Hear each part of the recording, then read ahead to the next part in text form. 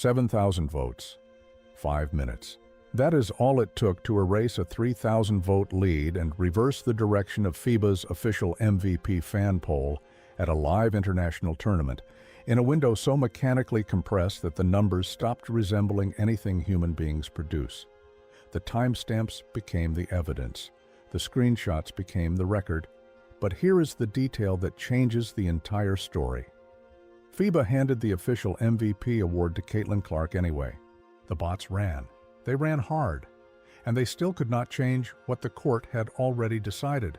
What happened in San Juan, Puerto Rico during the 2026 Women's Basketball World Cup qualifying tournament was supposed to be a straightforward chapter in Team USA's dominance. They arrived as heavy favorites. They swept 5 games without losing. They left. Instead, a fan engagement poll on FIBA's own website turned into one of the most publicly documented cases of coordinated vote manipulation women's basketball has ever seen, captured in real time, with timestamps, with screenshots spreading across every major platform as thousands of people watched numbers behave in ways that numbers generated by actual people simply do not behave. The reason this story matters is not the fan poll. It is the gap between what the statistics built on the court and what a vote operation tried to manufacture online. It is the distance between FIBA's official determination and what the unmoderated poll was showing when it went sideways. And it is what that gap tells you about a pattern that has been accumulating in women's basketball since Caitlin Clark stepped into this league in 2024. If you have been paying attention to the broader story, what happened in Puerto Rico is going to feel extremely familiar. The 2026 Women's Basketball World Cup qualifying tournament in San Juan was the first major international stage of the year for women's basketball. With the 2026 WNBA season just weeks away, and Caitlin Clark making her return from a season derailed by injury, every development around this tournament was being tracked by the most engaged fan base in the sport's history. The combination of Clark's comeback narrative, the depth of Team USA's roster, and the competitive qualifying format made San Juan the unofficial preview event for everything the sport was building toward. That level of attention created the conditions for what was about to happen in FIBA's fan poll, and also created the audience that documented every second of it. If this kind of documented investigation is why you keep coming back, hit that like button right now. It tells the algorithm this analysis is worth pushing out further, and this story has more layers underneath than the headline suggests. To understand the full weight of what this tournament meant for Caitlin Clark specifically, you have to go back to what 2025 actually looked like for her. Her sophomore WNBA season was supposed to be the confirmation campaign. She had just completed the most impactful rookie season in the history of the league, measured not just by statistics, but by every number the WNBA tracks commercially. Television viewership, ticket sales, jersey revenue, social media engagement. Every single metric moved in historic directions when she was on the floor. The expectations entering year 2 were enormous. Instead, injuries intervened. She appeared in just 13 games across the entire WNBA season, handing every skeptic exactly the talking points they needed. The window is closing. Others have stepped into the space. The moment has already passed. None of those narratives were grounded in anything Clark had actually done on a basketball court. But the media cycle does not distinguish between manufactured doubt and earned doubt. It ran both at full volume. When Clark was named to the Team USA roster for San Juan in March 2026, the stakes extended well beyond qualifying results. This was her first time wearing a senior national team jersey since she won the FIBA Under-19 Women's Basketball World Cup MVP award back in 2021, 5 years between senior international appearances. And now, stepping back onto that stage after a season her critics had spent 12 months using as evidence of decline, every game carried the accumulated weight of everything that had been said about her in her absence. She addressed the doubt starting in the first game against Senegal. In her official senior national team debut, Clark posted 17 points and 12 assists. She connected on 80% of her field goal attempts and went 4 for 5 from three-point range. That is not the statistical line of a player still working her way back to form. That is a declaration. No adjustment period, no gradual settling into the moment. From the opening game, she was running the offense at a level that made every pre-tournament doubt look premature. As Team USA progressed through the tournament without dropping a single game, Clark's statistical case for the MVP award was being assembled methodically across every contest. By the time the 5-game sweep was complete, the numbers told a story that was difficult to dispute honestly. 11.6 points per game, 52.9% from the field, 40% from three-point range. Those shooting percentages are elite by any standard in international competition, but the number that towered above everything else was her assist average, 6.4 per game, the highest for any player on any team across the entire tournament. Not just the best on Team USA, the best across every nation represented in San Juan. She was running an offense that did not lose a game, creating opportunities for every teammate, and doing it while posting the team's highest efficiency rating, 14.6, with a cumulative plus-minus of plus 104 across all 5 contests. Every single time Caitlin Clark was on that floor in Puerto Rico, Team USA dominated. Not sometimes. Every single time. Ryan Howard was outstanding throughout.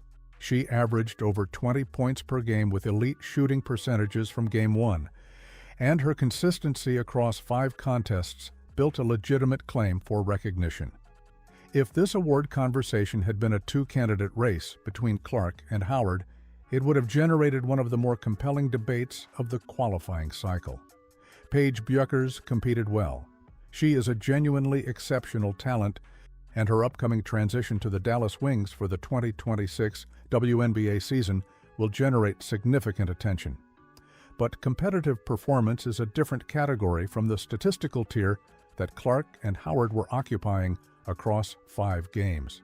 Good is not the same as dominant, and the gap between what the on-court record was showing and what FIBA's fan poll was about to display was going to become the defining contrast of the entire tournament. FIBA launched the fan vote as a supplemental engagement feature, a way to spark conversation around a qualifying tournament that would not normally pull major global attention.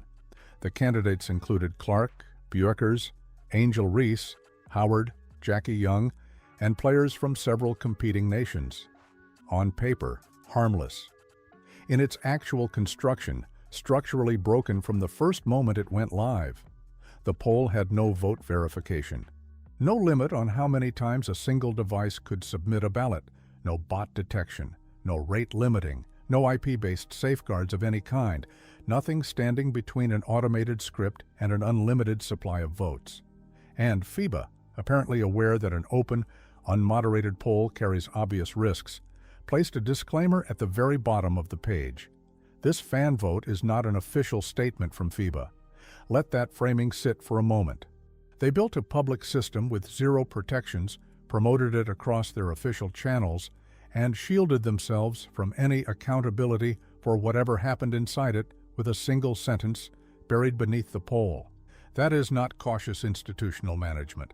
That is the kind of carelessness that does not prevent manipulation. It just removes the obligation to address it when manipulation arrives, which is exactly what happened.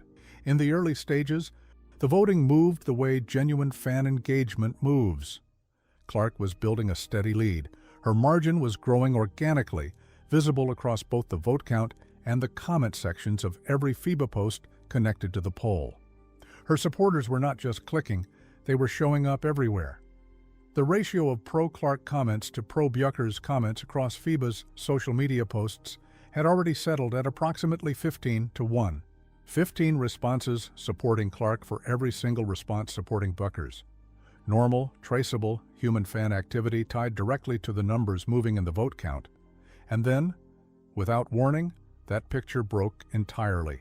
In under 15 minutes, the entire direction of the poll reversed. Clark had been leading comfortably, her margin growing through visible, organic engagement. Then Paige Bueckers began accumulating votes at a rate that no genuine human fanbase produces. 7,000 votes inside 5 minutes. A 3,000 vote deficit erased in under 20 minutes total. The comment sections continued filling with Clark supporters at a 15-to-1 ratio, and Buecker's vote count was climbing in a vertical line, the kind that does not appear in the data patterns of organic human behavior anywhere, ever. Drop your take in the comments right now. Do you think FIBA is going to audit the fan vote data, or is this something they will officially let slide? The discussion under this video has been sharp, and the community's read on the institutional response is worth hearing. Tell us what you think is going to happen next. Screenshots began spreading across platforms almost immediately. Fans were not just reacting, they were building a real-time record.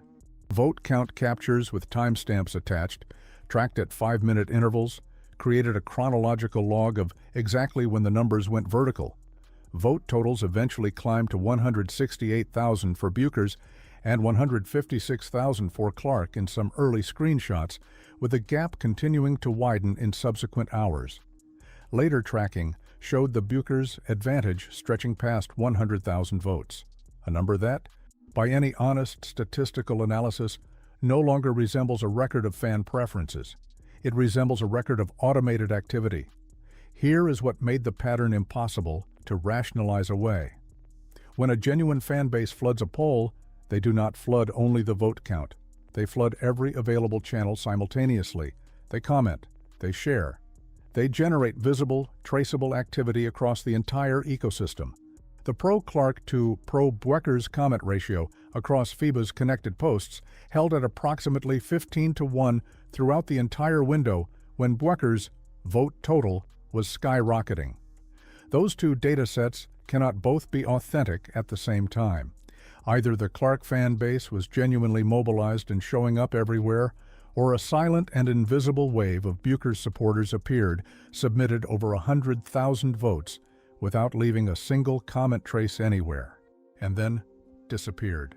One of those explanations describes how real people behave. The other does not.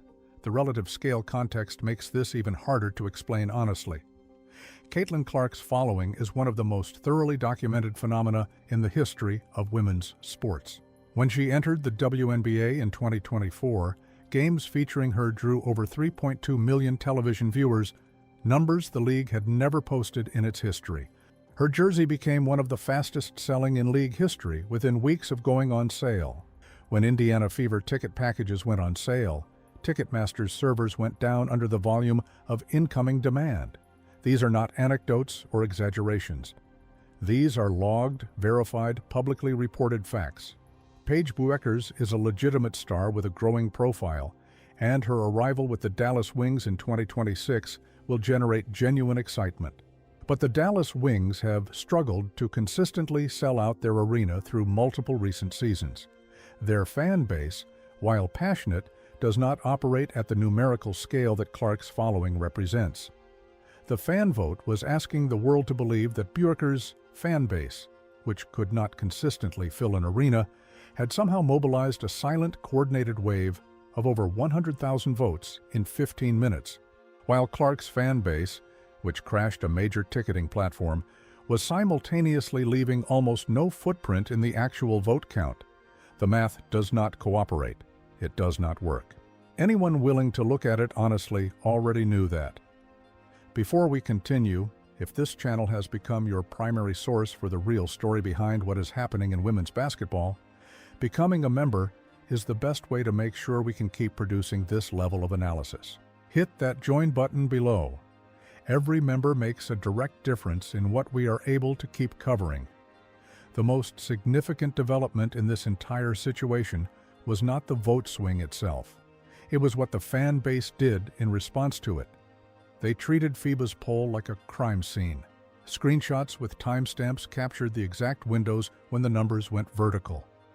Multiple fans tracked the vote count at regular intervals, 5 minutes, 10 minutes, 15 minutes, building a chronological record precise enough that any competent data analyst could reconstruct the manipulation pattern from the documentation alone. The evidence was not rumored, it was compiled, organized, and distributed in real time by thousands of people who understood exactly what they were looking at. The technology behind this kind of manipulation is not sophisticated. Basic automated scripting tools can generate votes in bulk through multiple accounts or rotating IP addresses with mechanical consistency. Timestamp clusters too tight, intervals too regular, volume too extreme to match human clicking behavior. These are the digital fingerprints that FIBA's own infrastructure could identify if they chose to examine it.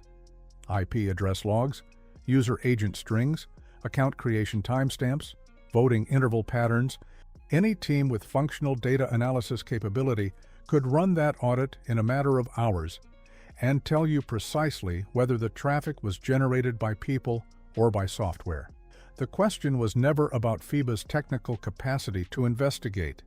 It was about whether they had the institutional interest in doing so.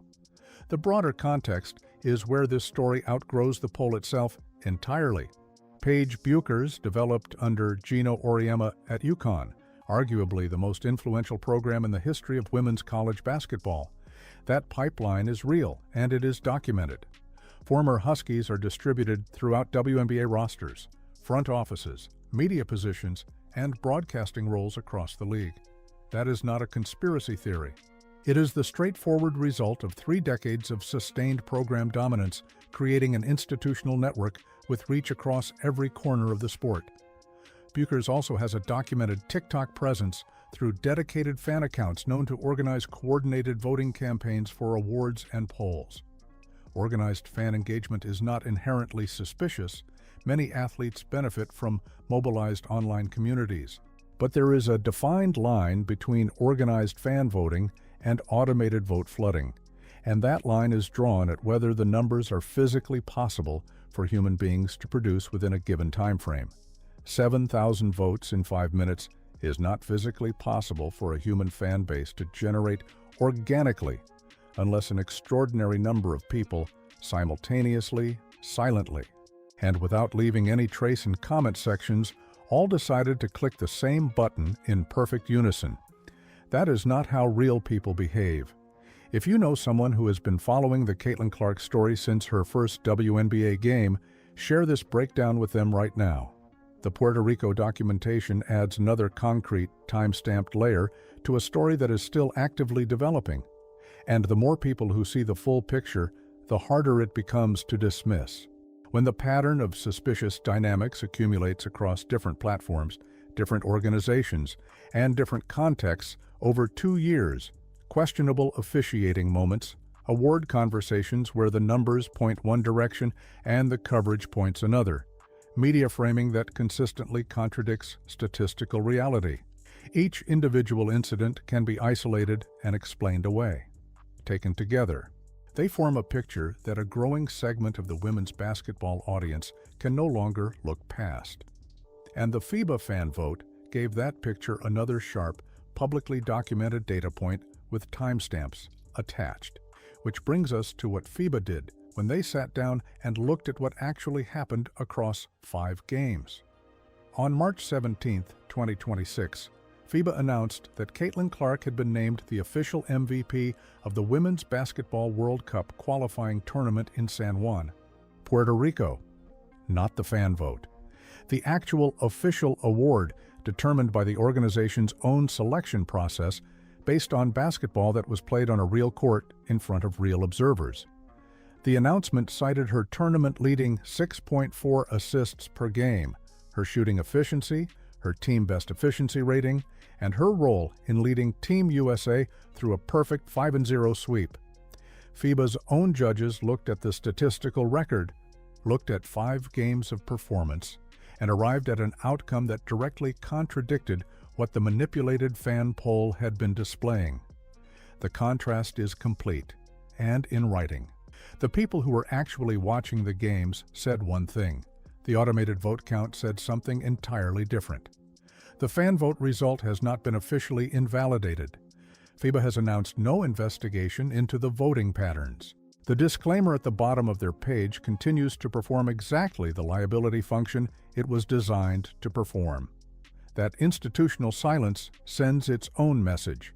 It signals that FIBA is not particularly interested in the integrity of the systems they promote publicly, as long as those systems come preloaded with sufficient legal cover.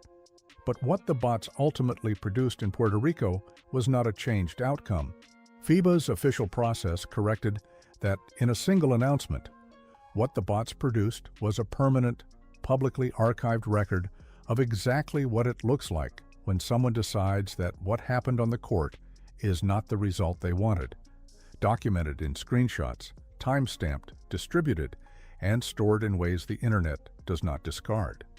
Make sure you are subscribed and have the notification bell turned on so you do not miss what comes next. The 2026 WNBA season is weeks away. Clark is back fully healthy, Buckers is stepping into the league, and every story we have been tracking is about to play out in real time. Hit subscribe so you do not miss a single breakdown as it develops. Caitlin Clark returns to the Indiana Fever carrying a FIBA tournament MVP performance and a comeback narrative that her critics are now going to have to factor into every conversation about what this season looks like. Paige Bueckers enters the league with the Dallas Wings and will generate genuine excitement from day one.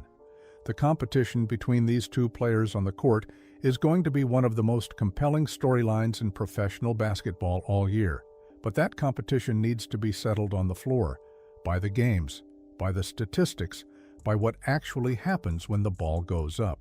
Caitlin Clark is the official FIBA MVP of the 2026 San Juan qualifying tournament.